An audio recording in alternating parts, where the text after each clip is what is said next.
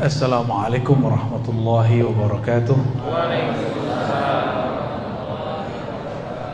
Alhamdulillahilladzi ja'alana minal muwahhidin walhamdulillahilladzi ja'ala minal mu'minin walhamdulillahilladzi ja'alana min ummati sayyidil anbiya'i wal mursalin. Amma ba'du. Saudara sahabat yang dimuliakan Allah,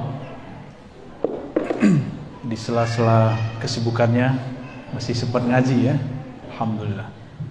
Ini bukan karena pengangguran kan, tapi karena emang mengkhususkan pengen ngaji ya.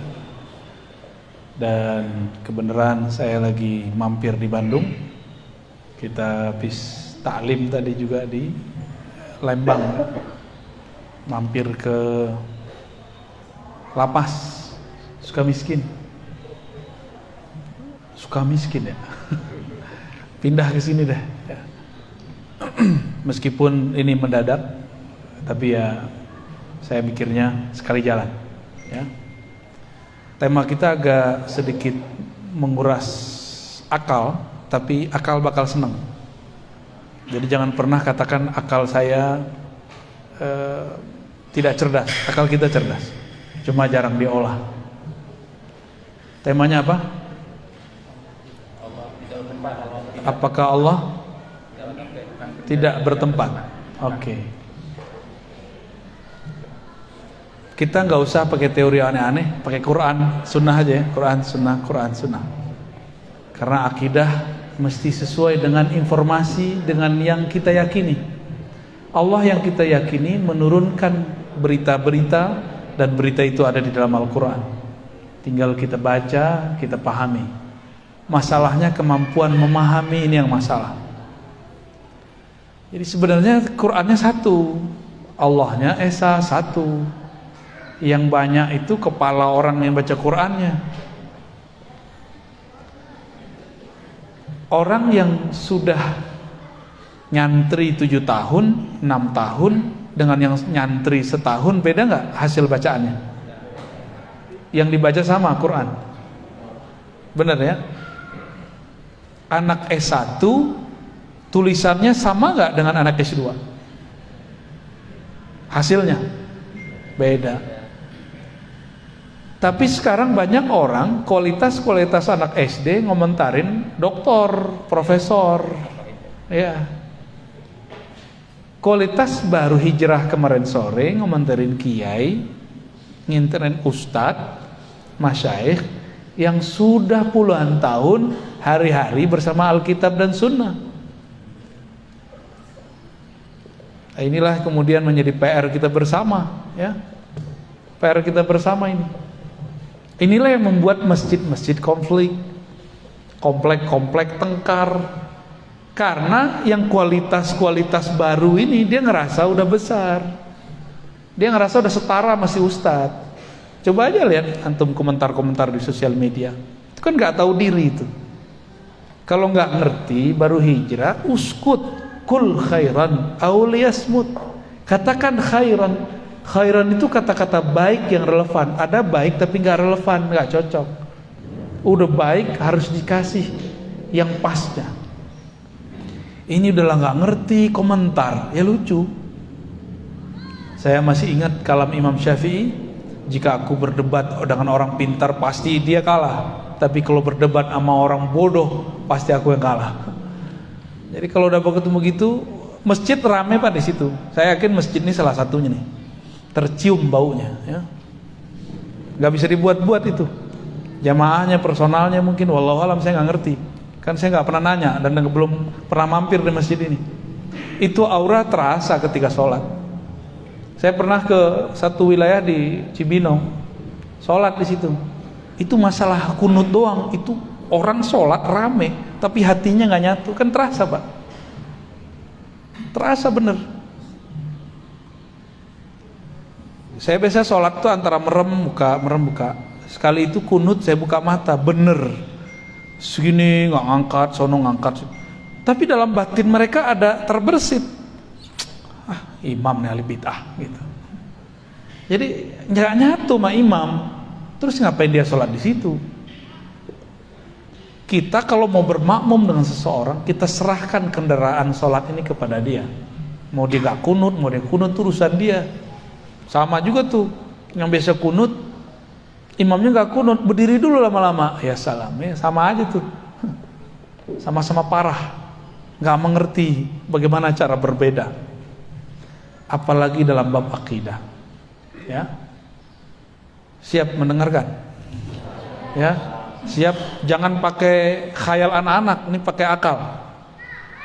Dengan akal tembuskan ke dalam kolbu, nanti baru ringan memahami ini. Ya, mari kita baca surah Al-Fatihah. Al-Fatihah. Bismillahirrahmanirrahim.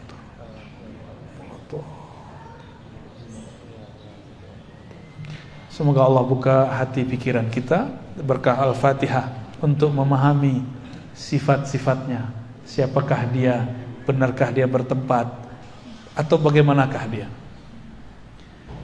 Yang sering dijadikan dalil bahwa Allah bertempat itu ayatnya sama dengan dalil yang menunjukkan Allah tidak bertempat. Lucu gak?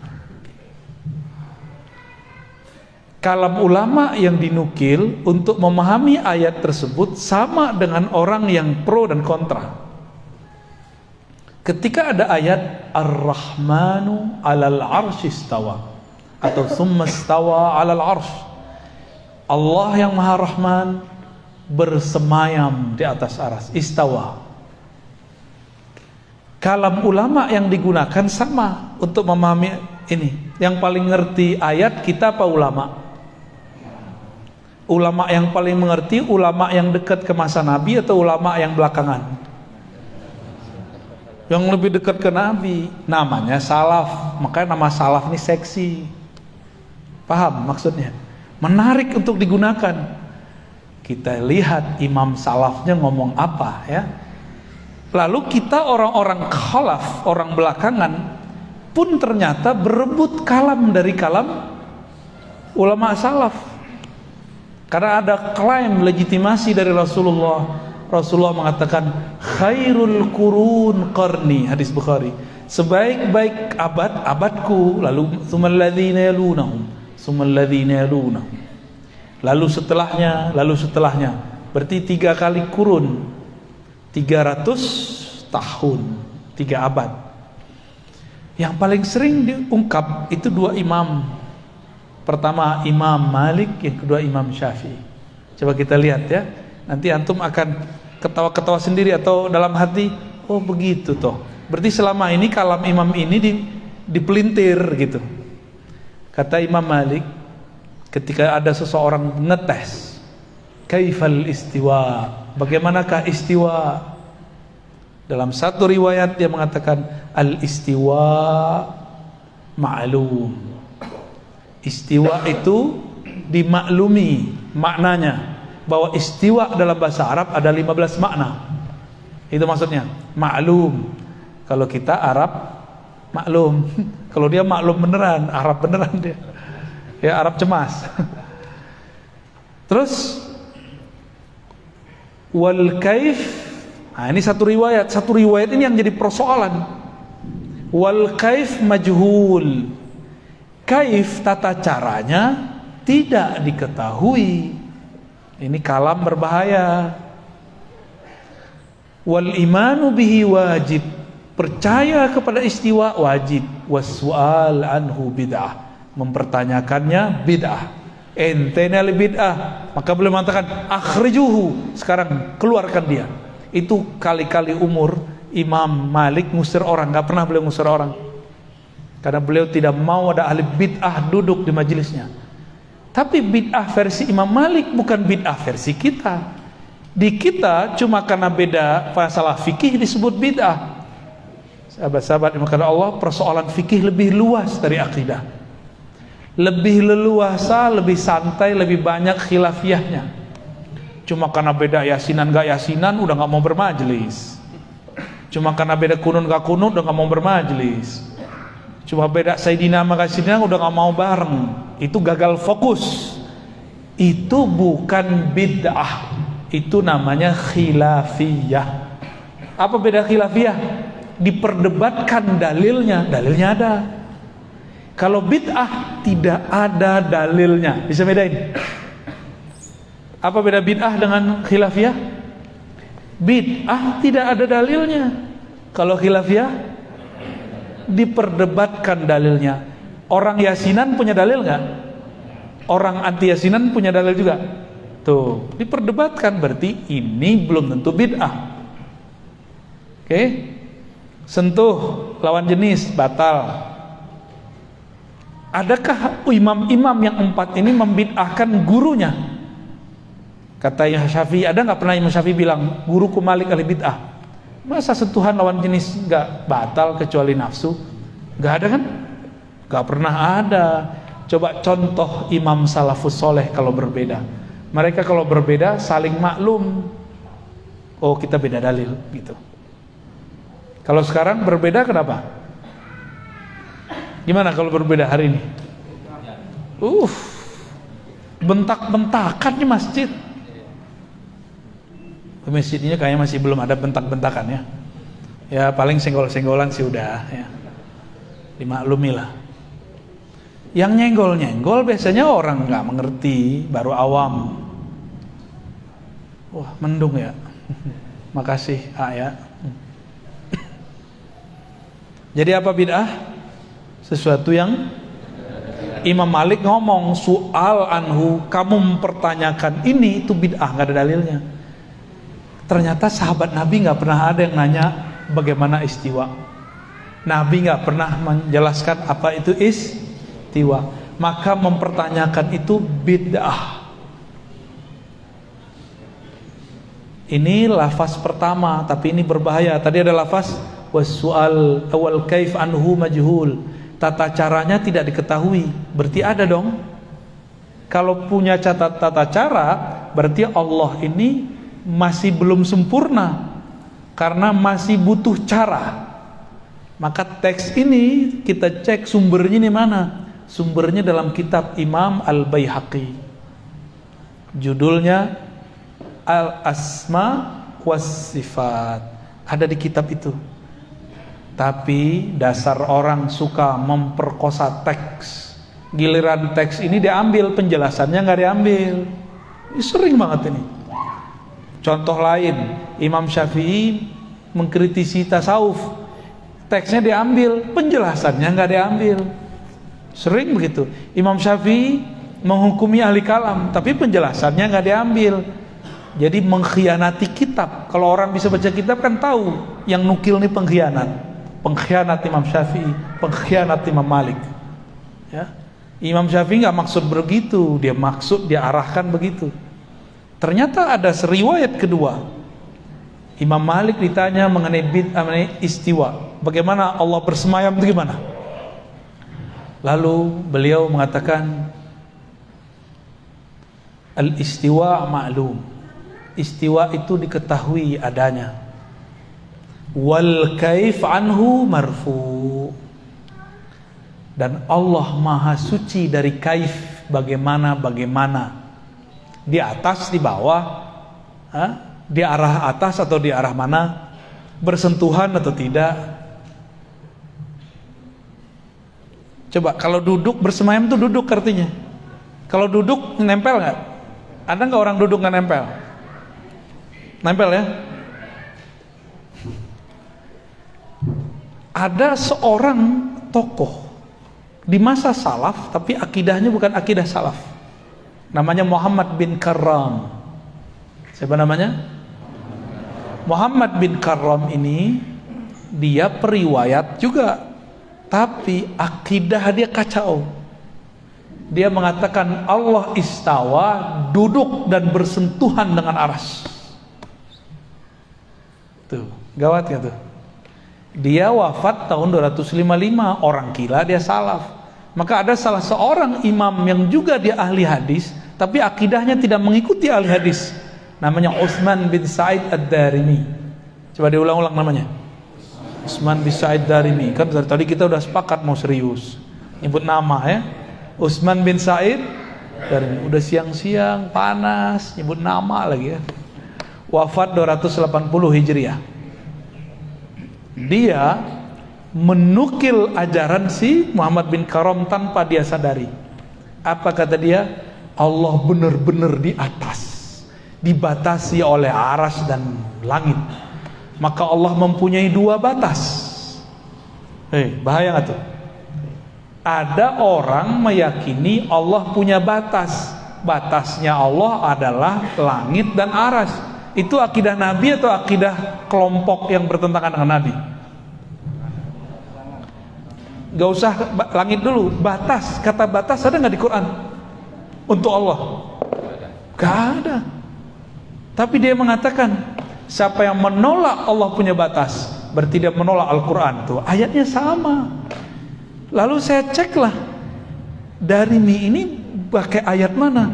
Lo ayatnya Ar-Rahman 'alal arsis tawa. Ilaihi yus'adul kalim. Kepadanya lah diangkat kalimah. Malaikat ada naik setiap hari, setiap sore. Bagi dia itu dalil Allah bertempat di atas aras. Dan yang paling lucu, mereka berkeyakinan Allah di atas aras. Itu dalilnya Rasulullah Mi'raj.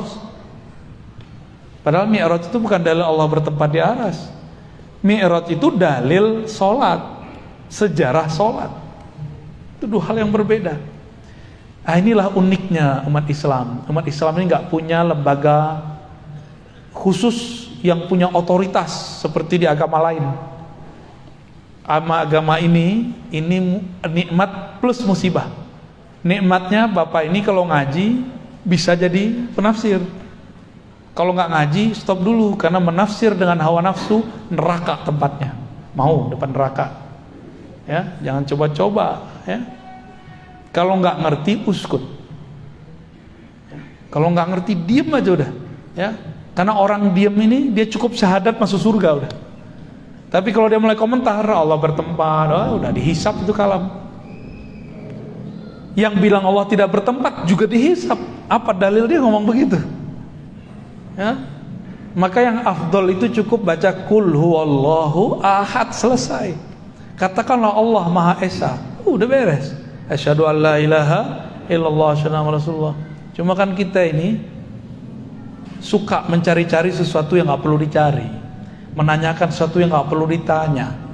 Makanya orang ini datang katanya ilmiah. Apa itu istiwa? Bagaimana cara istiwa? Nah, Imam Malik jawab, tata cara istiwa maha suci Allah dari itu. Berarti istiwa bukanlah diartikan duduk. Kalau duduk itu ada caranya. Nih saya duduk, ada caranya kan? Duduk. Lebih gede saya apa kursi? Beneran? Allah kalau duduk di atas aras lebih gede mana? Tuh, kalau kita bilang sekali istiwa artinya julus, qu'ud. Karena si Ibnu Karam dan Darimi bilang arti istiwa itu duduk. Antum mau salaf yang begitu? Itu bukan salafus soleh, itu salafut toleh. Ya, Imam Ahmad gak pernah mengajarkan itu. Imam Malik gak pernah mengajarkan itu. Imam Nafi' tidak pernah mengajarkan itu. Syafi'i tidak pernah mengajarkan itu. Sufyan bin Uyainah gak pernah mengajarkan itu. Mereka cuma ngomong Allah istawa, selesai, gak ada komentar. Itu yang disebut salaf. Itu akidah saya. Maka saya tidak memaknai istiwa. Saya tidak mentakwil istiwa.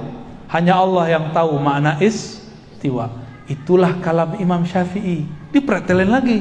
Kata Imam Syafi'i, wallahu a'lam bimuradi, atau ala ma aradahu Allah wa rasuluh. Istiwa itu, bersemayam itu sesuai dengan maksud Allah dan Rasulnya. Coba ulangi. Sesuai maksud Allah dan Rasulnya. Yang Allah maksud tahu nggak? Bagi mereka yang Allah maksud duduk. Itu berarti mereka menggiring kepada satu pemahaman. Padahal kalimat Imam Syafi'i apa? Itu menyerahkan makna kepada Allah. Maksud Imam Syafi'i, cukuplah Allah yang tahu. Kamu nggak usah cari tahu. Tapi oleh mereka teks itu digiring, diperkosa, dipretelin. No, Imam Syafi'i meyakini Allah istawa, karena itulah maksud Allah dan Rasulnya. Ya pretelin enak amat ya. Ada yang tahu maksudnya? Gak ada yang tahu. Oke. Titik dulu ya. Allahumma sholli ala sayyidina Muhammad. Udah mulai ngebul nih ya. Uban nambah nih abis ini nih. Oke, kita stop dulu itu. Saya sekarang mundur ke kajian dasar. Ini dasar. Ini dasar kalau ngaji ilmu akidah. Kita kalau belajar sifat Allah, sifat pertama apa? Wujud. Bener? Apa arti wujud? Ada. Kita ada nggak? Ini ada. Kursi. Udara ada? Bisa lihat udara nggak? Ruhnya ada nggak? Ada cinta nggak di hati? Kelihatan nggak? Ada benci nggak dalam pikiran? Ada. Suka benci sih ya. Kelihatan nggak? Kalau lagi sedih nangis, bener. Ini teteh-teteh, mbak-mbak, ibu-ibu, kalau akad nikah nangis nggak? Sedih atau bahagia? Sedih atau bahagia? Sedih ya? Masa sedih orang nikah? Bahagia ya? Kecuali cerita dangdut ya, cerita balada cinta. Bener, orang bahagia bisa nangis, orang sedih nangis. Terus air mata itu tanda apa? Berarti air mata bukanlah tanda sedih dan tanda bahagia. Air mata itu tanda kolbu sedang tersentuh. Mau sentuhannya kebencian ataupun kesedihan ataupun kebahagiaan. Kolbu merasakan, mata menerjemahkan. Nggak kelihatan. Rasa, makan satu rasa, kelihatan nggak rasa? Tapi dia ada. Beneran. Jangan-jangan kita selama ini ngawang lagi. Makan tuh nggak jelas rasanya apa. Oke, ini muqaddimah. Warna, ini warna apa nih? Baju saya apa? Kopiah saya? Tapi hitamnya beda nggak? Oke. Coba sekarang bayangkan hitam, tapi tidak pada topi, tidak pada kopiah, tidak pada tembok, tidak pada baju, tidak di satu benda. Bisa nggak? Hitam, warna hitam tanpa ada di suatu benda. Bisa nggak? Berarti warna mesti nempel di satu benda. Ada warna itu? Wah, tambah ngebul. Biarlah ya, otak kita terlalu besar untuk dianggurin. Jangan dianggurin nih otak. Ini otak masih banyak yang mau dibuka sama dia. Nih saya coba panas-panasin sekarang. Ntar kecanduan. Pegel-pegel sih awalnya, awal kita push up kan pegel dulu. Tapi besok kalau nggak push up, lebih pegel lagi. Mending push up sekalian. Begitulah ngaji ilmu yang berat. Awalnya pegel di otak, lama-lama kecanduan. Kalau ada orang ngaji yang di bawah dosis itu, kita nggak level gitu. Cobain aja. Saya ada, antum ada, Allah ada, warna ada, udara ada, cinta ada, semuanya ada. Lalu apa beda ada ini dan adanya Allah? Nah, maka dulu kita kasih contoh yang lebih gampang. Ayam dan telur, masih ingat gak? Kayaknya udah lupa ya. Itu pengajian awal-awal dulu tuh. Ayam, telur, duluan mana wujudnya? Ayam. Karena kelihatan ayam ngeluarin telur. Bener Pak? Pernah ngelihat gak telur ngeluarin ayam? Ya, dulu waktu saya masih kecil saya punya ternak ayam tuh. Itu dari telur keluar ayam. Tuh beda mazhab kita. Jadi duluan mana? Ayam atau telur? Wujudnya telur. Ya salam. Terus yang ngelihat ayam mengeluarkan telur gimana nasibnya? Oke. Ini kan ayat-ayat Allah semua. Jadi ayat itu yang tertulis, kita lihat keluar, ada yang tidak tertulis. Tapi dia mengalir di alam dan dia bergerak, berputar terus. Seperti kita khataman Quran kan muter-muter terus. Si telur protes, gua duluan. Itu ayam keluar dari gua tuh. Kata si ayam, kamu kan keluar dariku. Ini namanya muter-muter. ya, disebut debat kusir. Bahasa Arabnya daurun. Daur, muter aja. Kalau perdebatan tadi tidak dibedah dengan ilmu ini, maka orang akan muter terus. Yaudah, suka-suka saya, suka kamu, suka-suka kamu. Gak bisa begitu, harus dilerai ini orang tengkar. Masalah Allah, masalah wujud. Ya, Allah wujud, benar. Kita wujud, ini namanya wujud apa? Benda. Bahasa Arabnya jisim, jasmani.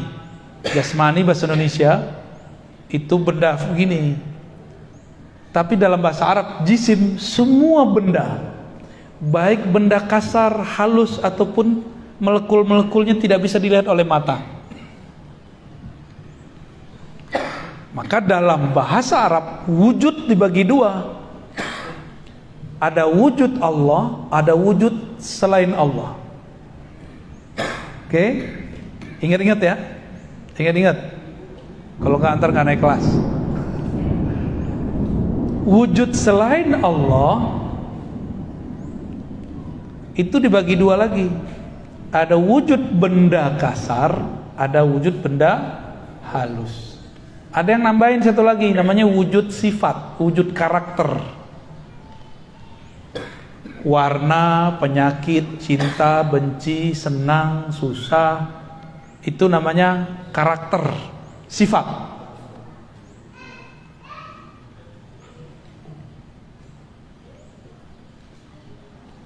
Ada nggak warna? Benar. Tapi tidak ada warna jika dia tidak ada di satu tempat. Sekarang sedih sama benci. Coba benci bayangkan tanpa ada muka orang benci. Bisa nggak? Berarti benci itu kebayang wajahnya gitu ya. Bener. Emang begitu wajah orang benci? Enggak. Psikopat benci wajahnya datar aja. Orang munafik taat zahirnya, batinnya tidak. Jadi jangan terpengaruh oleh zahir. Benda ini baik benda kasar, benda halus. Benda kasar nih, udara, cahaya, ini benda halus. Benda punya karakter wajib, yaitu bertempat. Nah, coba diingat-ingat. Benda pasti ini kalau ada whiteboard enak nih Pak. Kita panah-panahin. Wujud benda bertempat. Allah benda bukan? Bukan. Wujud Allah bukan benda.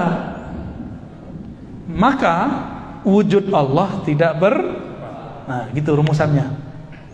Dalilnya mana dari Quran? Laisa kamitslihi syai'un.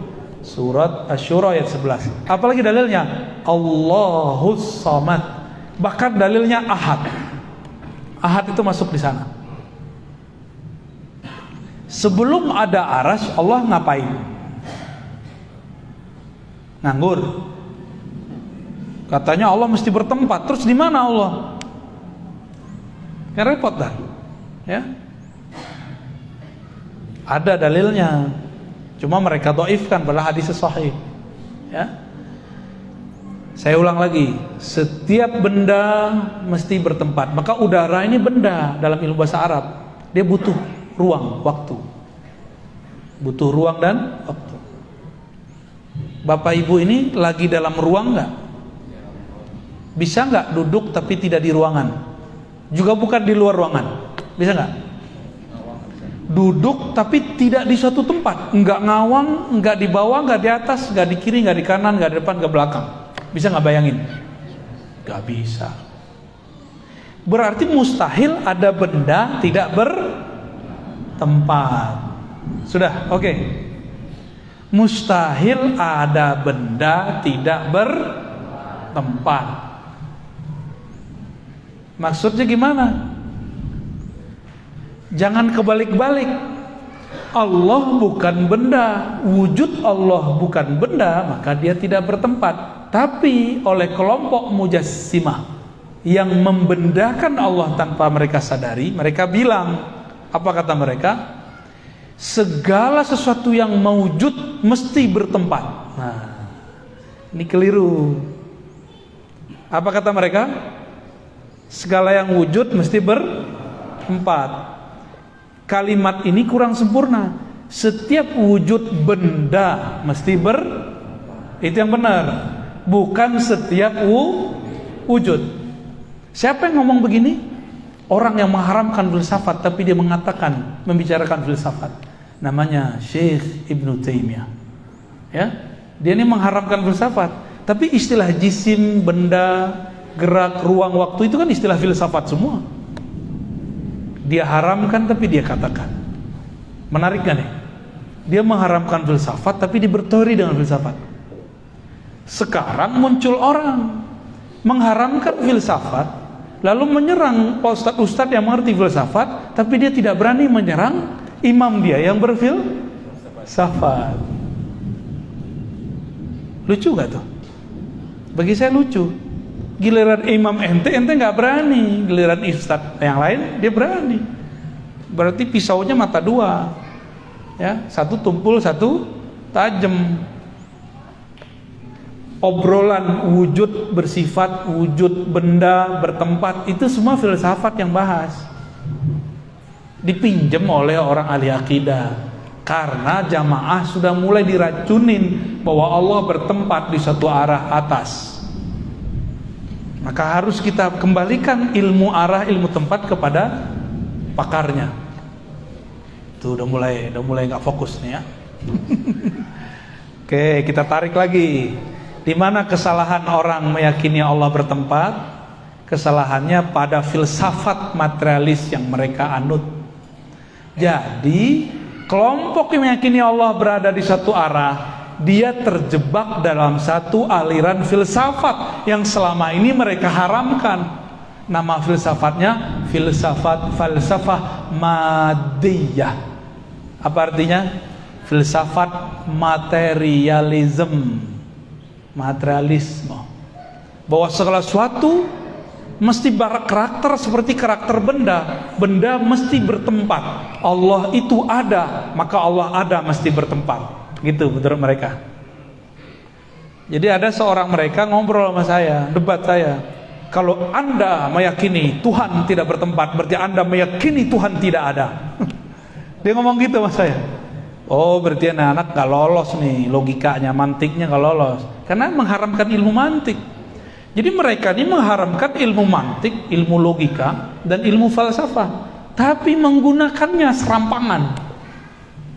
Jika Anda tidak percaya Allah berada di satu tempat, itu filsafat gak tuh? Filsafat materialisme.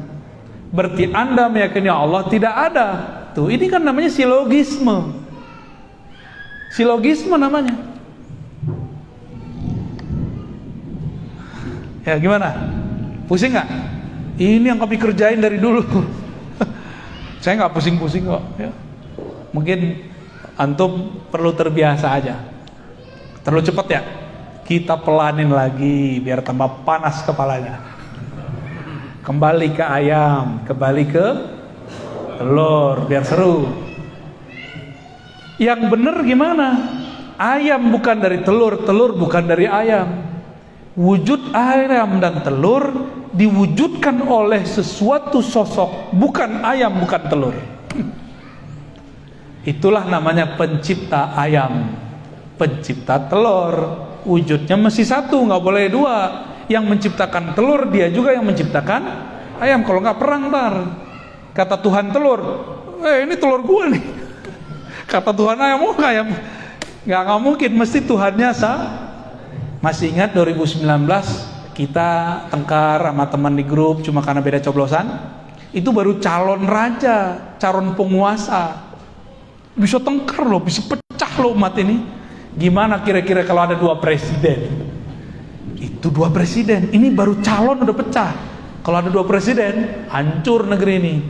Jika ada 2 Tuhan, la fasadata, begitu di Quran. Pasti bumi, alam semesta, langit ini hancur semua. Rebutan aras mereka ntar. Iya nggak? Rebutan aras ntar. Rebutan langit dan bumi. Gimana? Mulai ada titik terangnya. Bukan ayam, bukan telur. Berarti antum tadi itu kurang cerdas ya. Masih kejebak. Masih kejebak sama telur, ayam. Terus gimana yang bener? Bukan ayam, bukan telur. Ini enaknya kalau ada guru, diangkat kebuntuan akal kita, di luar ayam, di luar telur, kan enak. Coba antum dikasih PR 70 hari, nggak akan jawab itu. Ya, bisa pusing-pusing sendiri, bisa-bisa pulang jadi orang gini. Ya, mikirin Tuhan kok dipikirin. Ya, Allah nggak usah dipikirin, Allah itu dikenal. Kalau kenal cinta, kalau dicinta baru terasa. Orang-orang yang meyakini Allah bertempat, berada di suatu arah, mereka terjebak pada filsafat materialisme. Cuma mereka tega karena nggak mengerti apa yang mereka bicarakan. Kita yang dituduh berfilsafat. Mereka sekarang udah mulai berani mengatakan akidah Asy'ariyah sesat. Terang-terangan loh. Berarti kita yang belajar Allah wujud qidam baqo, hei selamat, Anda orang sesat. Pada belajar itu nggak waktu kecil? Belajar semua? Paling lupa-lupa dikit ya? Apa lupa banyak? Berarti semuanya sesat. Hei orang sesat, mau nggak antum dibilang sesat? Mau nggak ulama dulu yang bawa Islam ke sini disebut sesat? Kiai-kiai kita dibilang sesat. Mau nggak? Ridho nggak? Mereka pendatang baru berani-berani bilang kita sesat. Loh kok Ustadz berani begitu? Loh mereka berani sama kita, masa kita nggak berani? Jangan pengecut ya. Intan surullah yansurkum. Jika kamu bantu Allah, Allah bantu kamu. Hilangkan keberanianmu dalam takutmu kepada Allah. Allah buat kamu seberani-beraninya orang. Ya. Tapi jangan konyol juga ya. Ya pakai ilmu lah. Jangan pakai emosi. Pakai akal, kolbu. Itulah dalil yang kuat. Al-Quran itu kan turunnya ke kolbu. Turunnya ke kolbu. Maka orang baca Quran tidak dengan kolbu, dia akan kemana-mana gak jelas. Oke, balik lagi ya. Tarik ulur. Bumi, langit ini bagian dari benda. Aras pun benda. Aras itu benda, Pak. Mana dalilnya? Akhir surat At-Taubah. Wa huwa rabbul arsyil azim. Dialah Rabb pencipta aras yang besar ukurannya, mencakup langit dan bumi. Rabbu artinya pencipta. Kalau Rabbun di bawahnya benda atau karakter benda. Maka Allah lah yang menciptakan aras. Berarti aras benda bukan? Disebut benda besar, benda azim. Kelompok mereka mengharamkan satu keyakinan namanya ittihad dan hulul. Allah menempati benda. Tapi mereka meyakini Allah menempati aras. Main-main gak tuh namanya? Itu akibat filsafat materialisme, diambil separuh, dibuang separuh. Allah itu bukan benda. Mungkinkah masuk ke dalam benda? Mungkin gak? Ini benda bukan? Di dalamnya ada apa? Ada air. Air itu juga jisim, benda juga ini, tapi benda halus. Sedangkan gelas ini, kaca ini benda kasar. Karena sesama benda dia bisanya masuk. Allah bukanlah benda tapi pencipta benda. Pantaskah orang berpikir Allah ini nempel pada benda, menempati benda? Pantas nggak? Mulai connect. Ketika ada hadis menyebutkan Allah turun sepertiga malam terakhir ke langit dunia, ila sama'id dunia, turun. Kalau sudah faham Allah bukan benda, turunnya turun apa? Kalau turun benda, kita kalau dari atas ke bawah turun pakai tangga kan, berpindah nggak? Maka turunnya benda itu berpindah. Saya mau tanya, Allah turun berpindah nggak? Nah inilah lucunya imam-imam yang tadi itu, imam-imam yang mereka terjebak kepada filsafat materialism. Apa kata imam pendahulu mereka? Di saat Allah turun sepertiga malam terakhir, aras kosong. Debat lagi satu lagi, oh tidak, saat Allah turun, Allah tidak meninggalkan aras. Bagaimana caranya? Berarti ada dua wujud, ada satu wujud di dua tempat. Gawat gak? Antum ada di dua tempat di waktu yang bersamaan. Masuk akal gak? Afala taqilun. Apakah kamu tidak pakai akal yang sehat? Berdebat, dikira ini debat fikih kali ya. Ini bukan bab fikih, nggak boleh khilafiyah di bab ini. Tapi mereka meletakkan perkara akidah di bab fikih. Maka mereka sedang mempermainkan Allah Subhanahu wa taala dengan pemahaman yang rendah itu. Lalu datanglah imamnya belakangan, betul, menggabungkan dua pendapat itu, dan dia pakai pendapat yang kedua. Allah berpindah dari atas ke bawah, hakiki zatnya yang pindah. Tuh lebih parah lagi ada kalimat zatnya. Zatnya Allah pindah dari aras ke langit dunia tanpa mengosongkan aras. Ambigu nggak? Jadi ambigu. Ternyata mazhab dia filsafat ambiguism. Apa itu? Dia ngomong Allah itu bukan jisim, tapi Allah itu tidak disebut jisim, juga tidak disebut tidak jisim. Pusing nggak antum? Anda ulangin. Allah bukanlah jisim, tapi juga bukan tidak jisim. Tuh, maksudnya apa? Tidak jisim, tapi juga bukan tidak jisim. Maksudnya apa tuh? Berarti Allah ini sosok yang lain. Jadi ternyata ini imam namanya Ibnu Taimiyah mentok dia. Allah jisim. Kalau jisim pindah-pindah. Tapi kan kalau Allah pindah aras sama siapa? Kalau berpindah dia jisim kosong. Oh berarti Allah itu bukanlah jisim, tapi juga bukan tidak jisim. Digabunglah itu. Namanya jam'u bainal mutadaddain, menggabungkan dua hal yang kontradiksi. Itu adalah puncak kekacauan filsafat. Berarti dia berfilsafat ya? Itulah yang jadi akidah yang antum selama ini galaukan. Masih mau ikut akidah begitu? Akidah yang mengambil filsafat materialism tapi membatalkan materialism. Buat lagi jisim tapi bukan jisim, nggak disebut jisim tapi juga tidak disebut tidak jisim. Kacau itu ya. Itu kitabnya sendiri, nggak sanggup dibaca oleh pengikutnya. Judul kitabnya nanti antum cari ya kalau berani. Dar'u ta'arud bainal aqli wan naql. Menolak kontradiksi akal dan nakal. Apapun kata ayat, akal harus ikut akal-akalan dia. Jadi dia buat definisi akal sendiri, dia buat definisi dalil sendiri. Itu kitab kalau cetakan termurah 5 jilid. Ada teman saya punya 9 jilid. Kita ceklah pengikut dia sekarang, apa komentarnya terhadap kitab itu. Kata mereka, jangan baca kitab ini.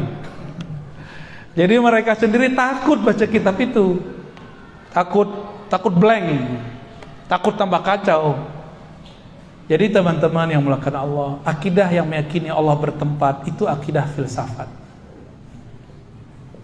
Tapi yang dituduh filsafat kan saya. Loh, saya mempelajari filsafat untuk mengetahui mana yang baik, mana yang buruk, supaya saya nggak salah ambil. Loh, ada orang mengharamkan filsafat tapi dia tidak tahu filsafat itu apa. Akhirnya banyaklah anak-anak mahasiswa yang baru hijrah, dia sehari-hari belajar filsafat, lalu diharamkan ustadz yang mengerti filsafat. Ada yang jurusan fisika nggak sini?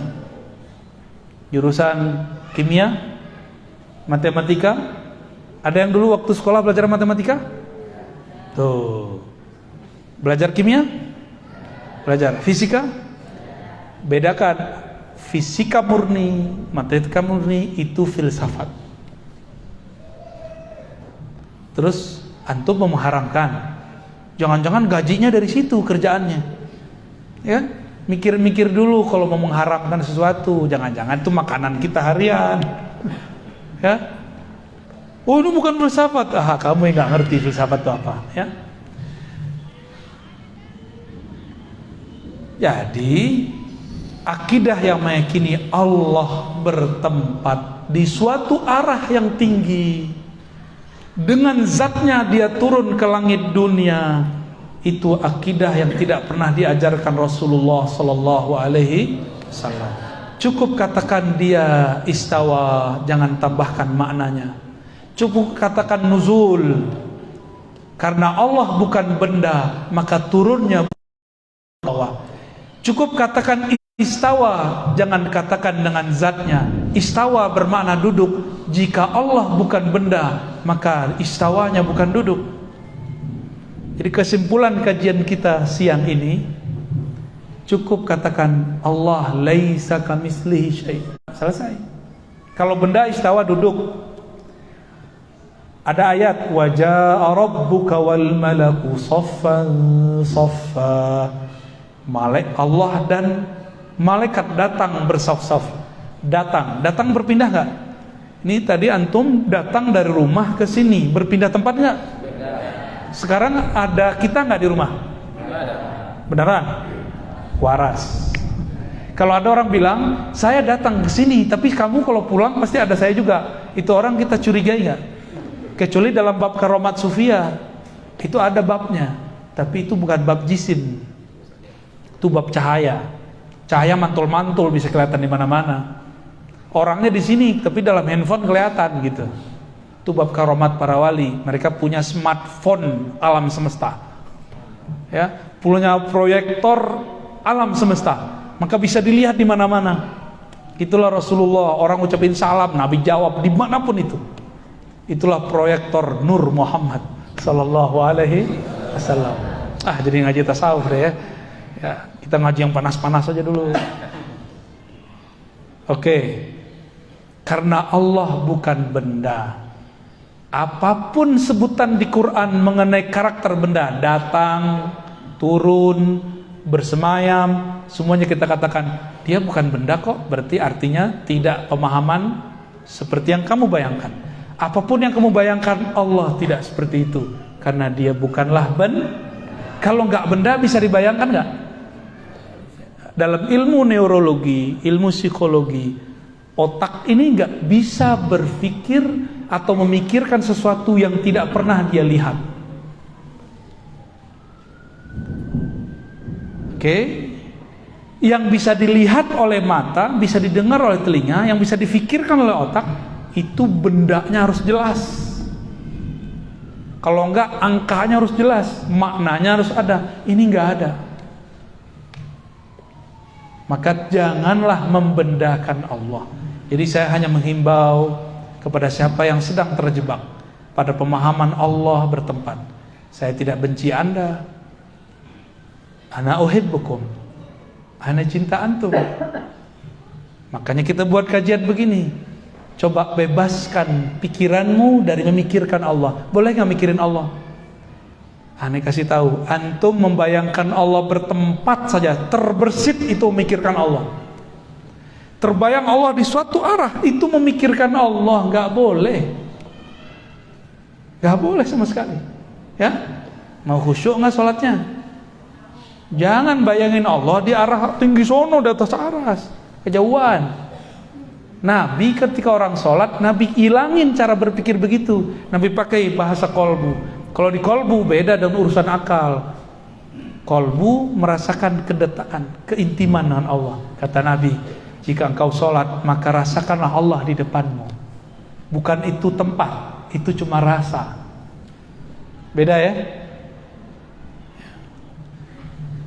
Gimana? Udah pusing belum? Alhamdulillah. Kayaknya nggak mau ngaji lagi sama Anin. Barangkali itu ya.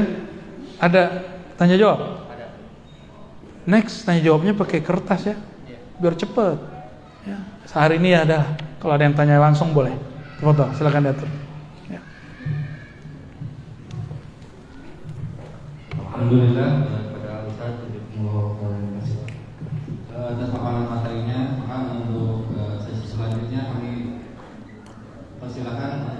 sesi tanya jawab. Untuk sementara waktu kita batasi dulu.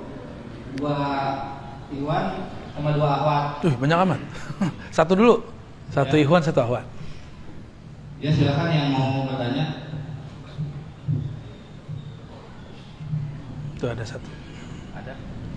Silakan maju aja. Itu ada tuh.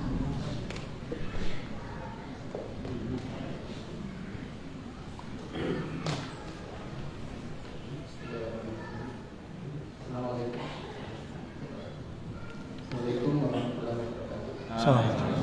Naikin. Udah.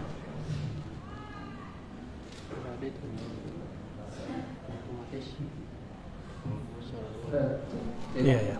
Memang volumenya kecil. Dan mau tanya, itu kalau perihal tentang bukan juga ngaji dari kecil tuh dulu masih ngaji tentang sifat 20 wajib bagi Allah, sifat yang mustahil bagi Allah. Tapi memang dalam perkembangannya jarang juga mendengar sekarang itu anak-anak itu belajar itu karena dianggap gimana ya?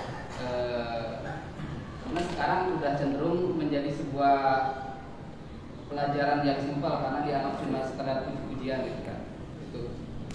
Terus mungkin yang anak tanyakan itu karena anak juga ikut kajian belajar, kadang-kadang kita itu untuk memahami Allah cuma sebatas yang itu yang di dalam surat An-Nas yang tentang rububiyah, tentang ilahiyah sama mulkiyah. Itu kan lebih simpel gitu cara kita memahami Allah. Anda ingin tahu gimana penjelasan rububiyah perihal ini. Karena baik. kalau yang 3 itu kalau saya dari Ibnu Taimiyah ya. Betul, ya. Baik. Assalamualaikum. Mulkiyah bukan dari Ibnu Taimiyah ya, Mulkiyah dari Said Qutb. Beda. Belajar akidah itu bukan karena simpel atau tidak simpelnya, garis bawahi. Belajar akidah itu wajib bagi orang yang sudah terpapar teori-teori tentang Tuhan, baik aliran-aliran akidah A atau B. Kalau belum, cukup syahadat beres. Maka orang-orang yang nggak mau debat, nggak usah debat, cukup syahadat aja. Ya. Lalu kenapa muncul sejarah pakai belajar sifat 20? Sifat 20 itu sedang menjelaskan rukun iman pertama, percaya kepada Allah. Yang ringkes itu belajar tentang Allah bukan rububiyah, uluhiyah, asma wa sifat, tapi pakai rukun iman, percaya kepada Allah, terus malaikat, kitab suci, rasul, hari kiamat, takdir. Itu yang disebut simple.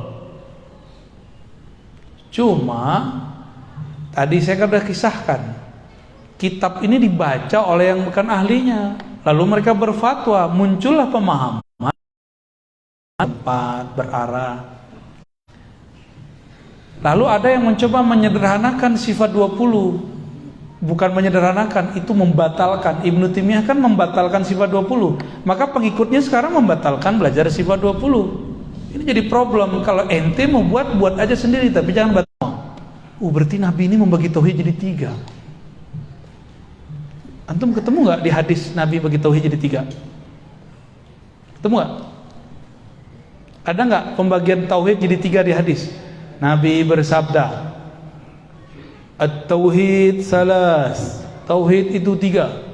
Al-awwal uluhiyah, al-thani rububiyah, al-thalis al-asma wa sifat. Ada nggak hadis begitu? Faman jahada ihdaha, gitulah, faqad kafar wa lam yakun minni wa man ankaraha falaysa minni. Ada nggak? Siapa yang ingkar kepada 3 tauhid ini bukan bagian dariku. Ada nggak hadis begitu? Coba sekarang naikin ke Quran. Ada nggak di Quran pembagian tauhid? Itu tuh surat An-Nas. Itu bukan pembagian tauhid. Itu masuk ke asma wa sifat. Qul a'udzu birabbin nas. Allah itu disebut Rabbin nas, asma, nama. Terus Malikin nas, itu nama juga. Terus Ilahin nas, nama juga. Terus kenapa dibagi-bagi menjadi uluhiyah, rububiyah, asma wa sifat? Itu kan asma wa sifat semua. Yang ngerti bahasa Arab. Rabb itu nama Allah. Malik itu nama Allah. Ilah itu nama Allah. Itu asma satu, baru satu. Dari mana pembagian-pembagian jadi tiga itu? Oke, saya sebagai orang yang mengajar di kampus, kita punya satu kaidah. Seorang ulama, seorang ilmuwan boleh buat teori. Tapi teori ini tidaklah suci, boleh dikritisi. Sama kawan gak boleh kritisi. Aneh gak? Jadi antum boleh kritik sifat 20, bagus. Ntar Geja jawab. Tapi nanti kita balas pertanyaan, siap gak? Ya. Saya kritisi tauhid uluhiyah rububiyah asma sifat. Dan saya siap mendengarkan pertanyaan antum. Ya. Jangan main bantah-bantah orang, nyalain orang, tapi gilir di debat bilang, oh ente bukan ahlussunnah. Gak begitu caranya. Ya, harus fair. Sebagaimana dulu berani buat yang baru. Ya. Kami kalau di kampus, Bapak yang pernah ngampus, itu ada sidangnya. Kalau lagi sidang diapain nama penguji? Disalah-salahin. Benar gak? Salah satu kajian ilmiah itu karakternya siap di debat. Ngaku kajian ilmiah, di debat bilang kita fasik mezindik. Kita debat dibilang kita jahmiyah. Kita debat dibilang kita bukan ahlussunnah. Ini klaim gak benar. Ilmiah itu bukan hadis riwayat fulan nomor sekian. Itu bukan ilmiah. Itu namanya nukil data. Ilmiah itu ada metodologinya, ada pendekatannya, ada teorinya. Berkata Syekhul Islam Ibnu Taimiyah, itu namanya nukil, bro, copy paste namanya. Ya, menukil bukanlah ilmiah. Nukil itu justru musuhnya ilmiah. Kita buat skripsi, nukil dari skripsi orang tanpa kemudian ada tambahan. Namanya apa? Plagiat, walaupun nyebutin sumbernya. Orang selevel anak S1 aja ngerti. Loh kok anak S1, S2 ada yang terjebak akidah begini coba. Berarti dilupa dengan kaidah ilmiah yang dia bangun selama ini. Kok ada anak kampus yang sudah mengerti kaidah ilmiah, lalu dia gak mengerti persoalan ini, malah mengkultuskan akidah ini. Kan lucu, akidah kita boleh dikritik, akidah dia gak boleh dikritik. Berarti dia mengkultuskan siapa? Pemahaman kita boleh dibatalkan, pemahaman dia nggak boleh dibatalkan. Para ustadz kan nggak mau balesin, ya. Kita juga akhirnya yang balesin. Panaslah kepala antum kan? Jadi pembagian itu nggak ada kan? Itu pembagian baru dibuat dan Allah tidak membagi. Bagi kami yang belajar tauhid, ada kitab setebal ini, Al Asma wa Sifat. Itu bagian dari Asma wa Sifat. Tapi dalam ilmu tasawuf ada pembahasan uluhiyah rububiyah, ada. Tapi pembahasannya enggak garing, pembahasannya bikin kita rindu kepada Allah. Bukan saling benci-benci jadinya kalau pembahasan tasawuf. Masalahnya kan sebagian besar antum membid'ahkan tasawuf. Yang paling lucu ada orang Muhammadiyah anti tasawuf, padahal imam dia Buya Hamka bertasawuf, tasawuf modern, benar nggak? Itu aneh bagi saya itu. Yang paling lucu sekarang kelompok anti tasawuf, imam dia Ibnu Taimiyah di akhir hayatnya nulis 2 risalah tasawuf. Ibnu Qayyim bertahun-tahun nulis kitab tasawuf. Ada namanya Madarijus Salikin, ada namanya Iddatus Sabar, ada Al-Wabilus Shayyib, banyak lagi.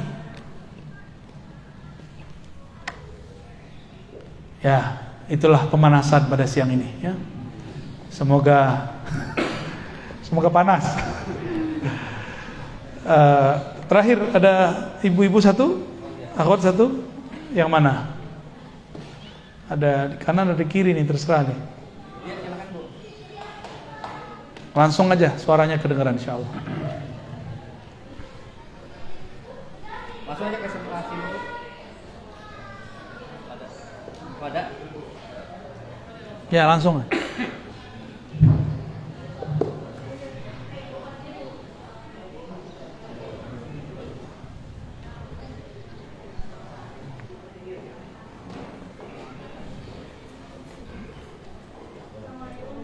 Assalamualaikum.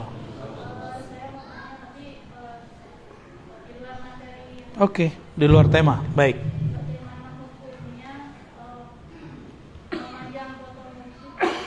Oke. Memajang foto mursyid. Jangankan foto mursyid, foto kekasih aja boleh. Baik. Tapi mungkin pertanyaannya, ada kelompok yang mengharamkan foto, cuma nonton YouTube. Mengharamkan foto pakai kamera, nonton video. Dia mengharamkan foto. Baru tadi pagi kita bahas, apa malam tadi? Dalam 1 detik video itu ada puluhan gambar yang bergerak, diganti-ganti, baru kelihatan dia bergerak. Maka yang mengharamkan foto, dia sedang mengharamkan sesuatu yang dia tidak mengerti. Dia telah bertentangan dengan satu ayat, wala taqfu ma laysa laka bihi ilm. Jangan kamu berpegang teguh dengan sesuatu yang kamu nggak ngerti. Jangan berfatwa untuk sesuatu yang kamu tidak faham. Nggak, itu kan gambar. Lo gambar beda sama foto. Oh, di hadisnya larangan buat gambar. Tunggu dulu. Di dalam hadis ada penjelasan tentang gambar. Gambar bahasa Arabnya surah. Ternyata surah, ada satu hadis di riwayat Nasai, suratun timsal. Surah timsal itu artinya patung yang disembah. Maka ulama kita yang mengerti dan bijak membolehkan untuk sarana pendidikan anak-anak buat gambar. Yang lucu itu ada fatwa, walaupun fatwa ulama terdahulu bagi saya lucu dan dipakai sekarang. Kalau gambar tumbuhan boleh, binatang nggak boleh. Kenapa? Tumbuhan nggak ada ruhnya. Lah emang tumbuhan nggak ada ruhnya? Tahu dari mana antum? Hah? Sembarangan ngomong. Di tumbuhan itu ada ruh, namanya ar-ruh an-nabati. Di hewan ada ruh, namanya ar-ruh al-hayawani. Di diri kita lengkap ada ar-ruh an-nabati, ada ar-ruh al-hayawani, ada satu lagi yang menjadi asrar rahasia Allah, namanya ar-ruh al-qudusi atau ar-ruh an-nafsani. Sama, ruh hakikat jiwa. Di dalam jiwa itu ada inti, itu namanya ruh. Itulah yang membedakan kita dengan pohon. Dalil saya apa? Ada dalilnya banyak. Sabbaha lillahi ma fis samawati wa ma fil. Yang ngerti bahasa Arab, ma dalam bahasa Arab li ghairil aqir. Yang benar pohon itu bukan enggak punya ruh, pohon itu enggak punya akal, ruhnya ada. Hewan aja enggak punya akal kok. Cuma disebut ada akal insting. Nabi ketika bersandar di satu pohon, di satu bukan pohon, kayu, lalu dibuatin mihrab, mimbar. Nabi kemudian meninggalkan itu kayu. Nangis nggak kayunya? Hanna hanina. Begitu di hadisnya. Itu kayu nangis, Pak. Kalau nggak ada ruh di dalamnya, mungkin nggak dia nangis. Jadi ciri-ciri ini kayu udah mulai nggak ada ruhnya, itu dia lapuk. Ini masih tahan gak nih? Ada ruh Pak di sini, ruh nabati. Ya, cuma dia lagi stagnan, nggak tumbuh. Ya, antum masih tumbuh nggak? Yang ada maju, melar. Ya, nasyahnya sudah nggak ada, yang ada melarnya. Oke, bener ya? Tuh perutnya, pegang aja perut sendiri. Jadi alam ini ada ruhnya. Maka menggambar pohon, menggambar hewan, menggambar manusia bagi saya sama, ada ruhnya. Yang nggak boleh itu timsal yu'bad. Dia ada bentuknya, ada ukirannya. Bahkan foto biasa disembah aja nggak boleh. Dia nggak ukiran, dia nggak patung, disembah nggak boleh. Oke? Baik. Kalau nyimpan foto istri boleh nggak? Udah. Boleh. Boleh. Syirik loh. Syirik loh. Kaget. Itu punya foto akhwat nggak? Nggak ada. Istri orang nggak boleh, Ustaz. Hah? Istri orang nggak boleh ya?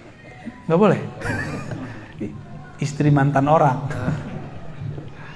Beneran nanti nggak nyimpen? Wah, soleh bener. Ghodul basor sampai ke dompet-dompetnya coba. Nonton boleh nggak? Nonton berita. Itu ada fotonya nggak? Ada gambar bergerak nggak? Disembah nggak? Ya nggak apa-apa. Ayo yang waras, ya. Ayo yang dalilnya mana? Afala ta'qilun. Inna fi dzalika laayatin liqaumin yatafakkaru. Ini dalilnya semua dulu kita mikir, jangan mandek. Cukuplah pohon-pohon ini yang mandek, kita nggak usah mandek. Ya, Nabi ketemu Arab Badui. Nabi nanya, karena dia nggak beriman sama Nabi, kamu beriman nggak kepada aku jika aku panggil itu pohon dia datang ke sini? Cobain aja, kata si Arab Badui, ngejek dia ya. Nabi bilang, wahai pohon kurma, kemarilah. Itu pohon membelah tanah dan dia bergerak. Itu si Badui langsung udah beneran ini. Nabi coba antum panggil deh pohon, datang nggak di sini? Lo kenapa nggak bisa datang? Karena nggak tahu nama ruhnya. Itu pohon ada ruhnya. Kenal kita sama ruhnya bisa dipanggil.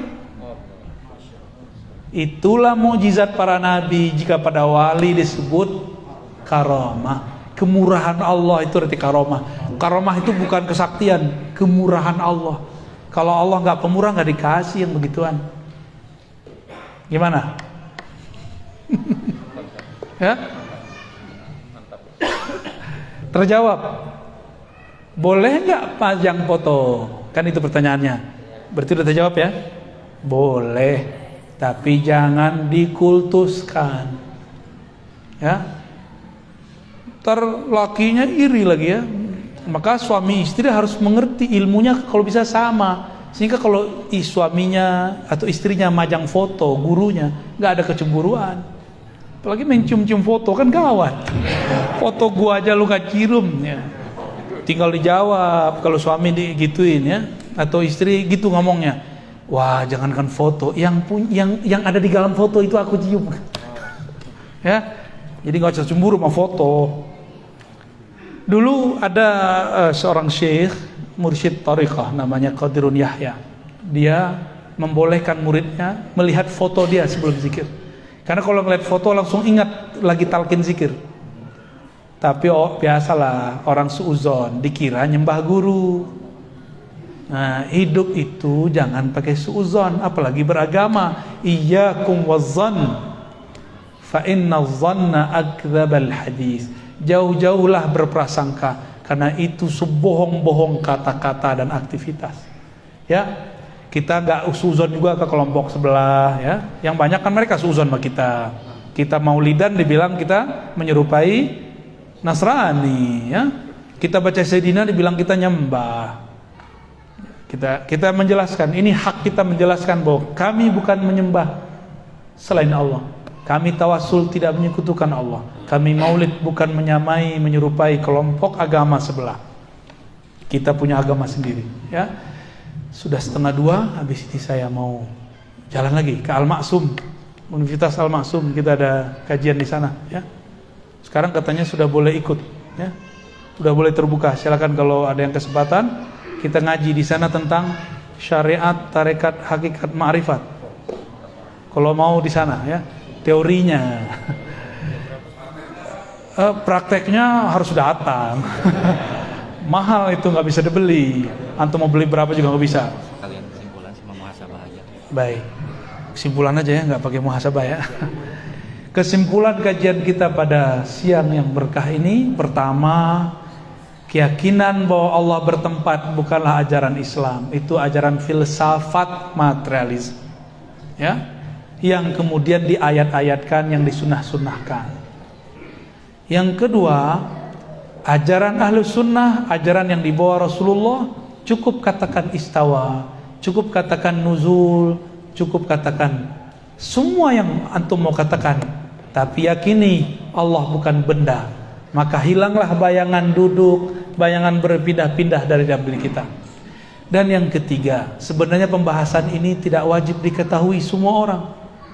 Namun karena kerusakan akidah sudah berkembang, Kerusakannya sekarang adalah berkembangnya keyakinan yang mendoktrinkan umat Allah bertempat. Barulah kita buka suara. Dulu mana ada saya bahas-bahas begini. Bagi saya ini pembahasan orang pesantren. Tapi umat sudah diracuni. Maka kajian pesantren kita bawa keluar.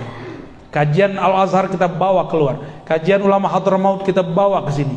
Kajian ulama di Surabaya kita bawa ke sini. Ya, itulah oleh-oleh dari kami. Semoga bermanfaat. Semoga kita diterima sebagai hamba Allah yang diridhoinya. Amin ya rabbal alamin. Mohon maaf. Assalamualaikum warahmatullahi wabarakatuh.